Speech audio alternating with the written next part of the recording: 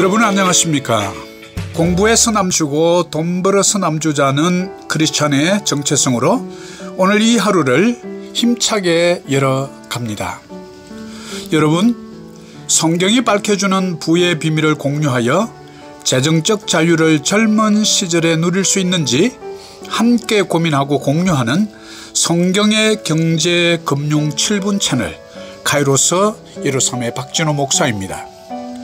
오늘은 구약의 레위기 17장 14절의 말씀으로부터 돈의 피칼 법칙이라는 경제 금융의 중요한 주제의 실타래를 다 함께 풀어내어 보겠습니다.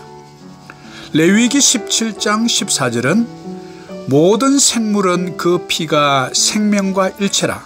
그러므로 내가 이스라엘 자손에게 이르기를 너희는 어떤 육체의 피든지 먹지 말라 하였나니 모든 육체의 생명은 그것의 피인즉 그 피를 먹는 모든 자는 끊어지리라.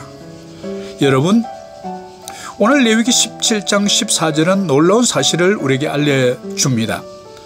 바로 피는 생명과 일체라고 말합니다. 레위기의 저자인 모세는 BC 1500년경 사람입니다. 지금으로부터 약 3500년경에 모세를 통하여 우리 인간의 생명이 피에 있다는 놀라운 비밀을 알려주는 것입니다. 바로 육체의 생명은 피에 있다는 것이죠.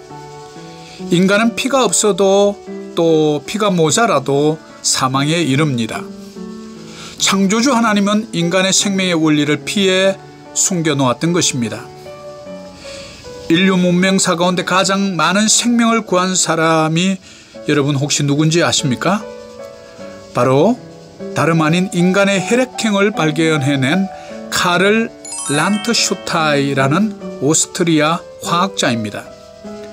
그는 20세기 초 혈액형 분류법을 찾아내어서 위험한 수혈을 안전한 현대의학으로 바꾼 위대한 인물로 평가받고 있습니다.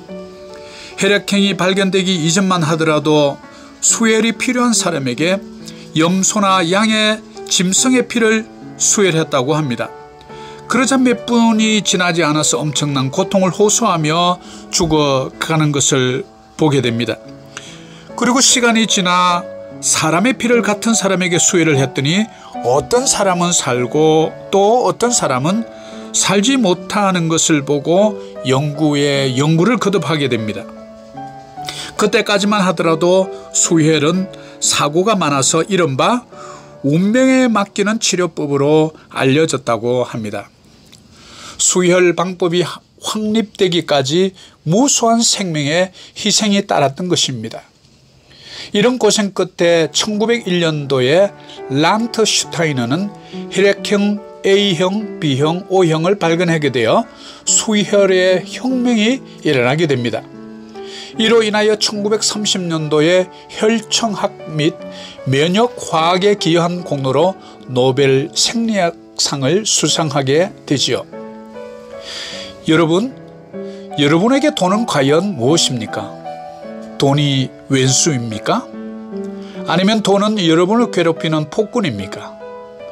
돈이 여러분의 노예입니까? 일본의 저명한 머니 컨설턴트 혼다 켄은 CEO들을 대상으로 이런 질문을 던졌다고 합니다.